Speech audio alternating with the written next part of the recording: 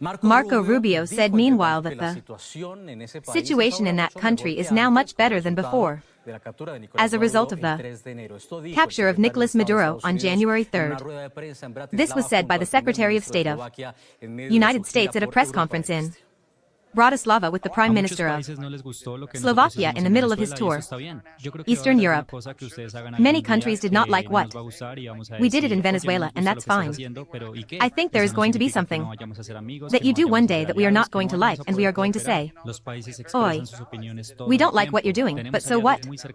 That doesn't mean we won't be friends, that we are not going to be allies, that we will not be able to cooperate. Countries express their opinions all the time. Have very close allies who did not like what we did in that sense. But I can say it was a success. We are proud of that because that was necessary. The guy was a narco-terrorist and we did a lot to him. Of offers, and look what happened now. Venezuela is much better than it was 6 weeks ago. There is a lot left. Way to go, there is a lot of work we have to do. But I can say that Venezuela is now much better than it was 6 weeks ago. So we are very proud of this project. And although I know that many will disagree now, something in it that people can agree is that Venezuela has a new opportunity and a future that did not exist before. For in the afternoon and 23 minutes on the east coast of the United States, we review at this time other topics on the agenda. News of the day. This film is news. Video showing the most recent oil tanker seized by the United States in the middle of the quarantine. Trump administration to sanction crude oil. The ship Veronica 3, who fled with Venezuelan oil on board, was seized by the forces. Americans after a chase transoceanic that began in the Caribbean. The tanker was part of the fleet. Iranian ghost, and presumably there was loaded the crude oil in one of the ports.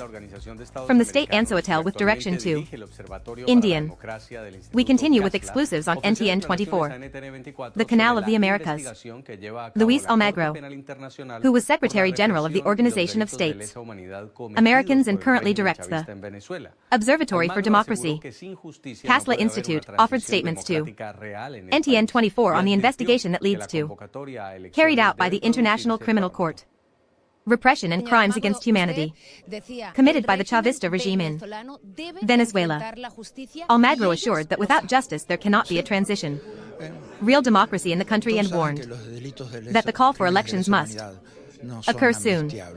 Mr. Almagro, you said, the Venezuelan regime must face justice, and they know it. Yeah. Everyone knows that crimes against humanity are not amnestiable.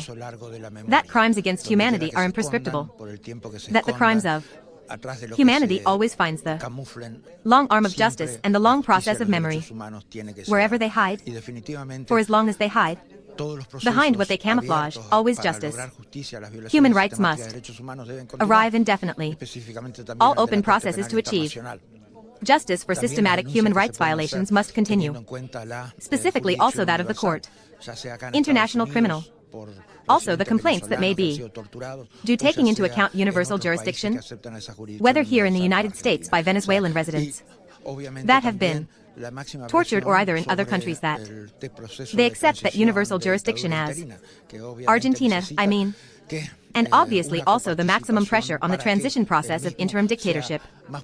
What obviously needs that co-participation so that it is more verbose, more efficient. I in this sense, he is talking about Mr. and Mrs. Rodriguez, of the Rodriguez brothers, of Diosdado Cabello, who are still in power in that democratic transition. That's clear. That transition. It is not democratic. It cannot be democratic with these components. That triumvirate, that is, it is a transition. An interim dictatorship. Let's hope that this transition of the interim dictatorship ends soon. But let's also hope that there is a increasingly involved co-participation, getting stronger, with more determination of the opposition to the regime, which must definitely get messed up in this process because has to contribute to this transition process. If they expect the brothers Rodriguez and Cabello deliver a clean transition process, neat and deliver everything perfect in the next electoral process, I think all the world is sinning from delusion.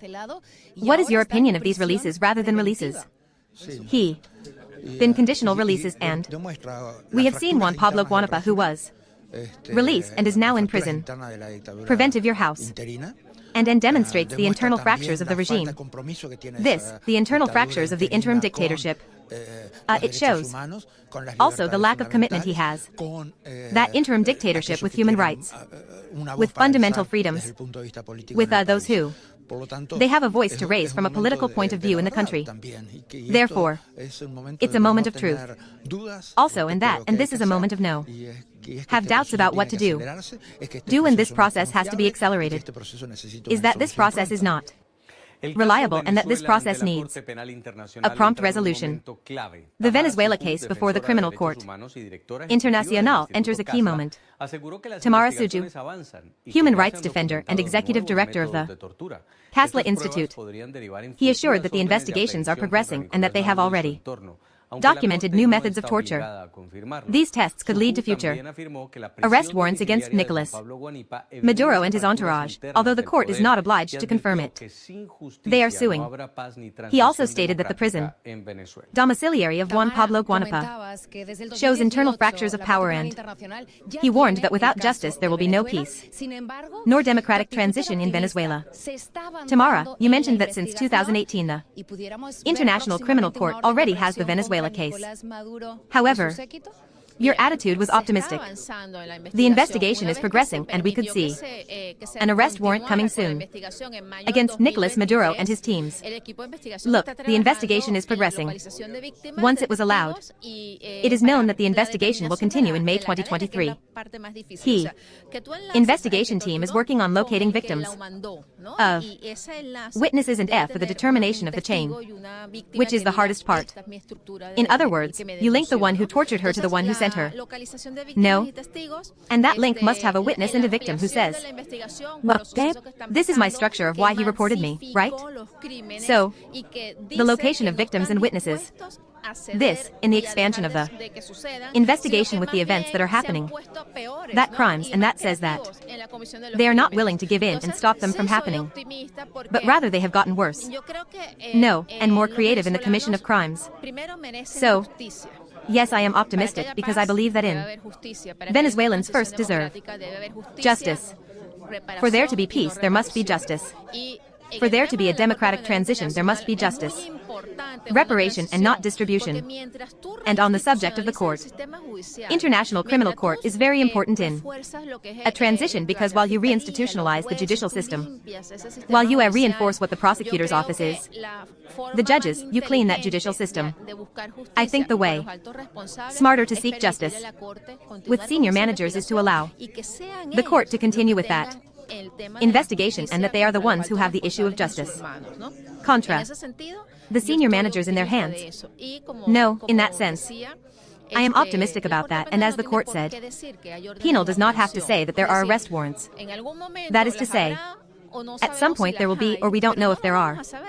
But we are not going to know because they are not going to say it. The prison. Guanapa's home is a struggle. Internal of one side of the regime of repression that refuses to submit. No. What is Diosdado Cabello's side? This, he is the one who uses and is using their armed paramilitaries in the street. Their groups, who are the ones who took Juan Pablo Guanapa. He is the one who is in the process of hiding weapons in Venezuela. Because there is a process have given the order to the groups to hide weapons in different specific places. True. And it's like he's the one who resists, right? The one who likes the one who resists. Because the Rodriguez brothers, they also launched their speeches that they are not being subjected. That no. But we all know that they are obeying. No, so I think that too.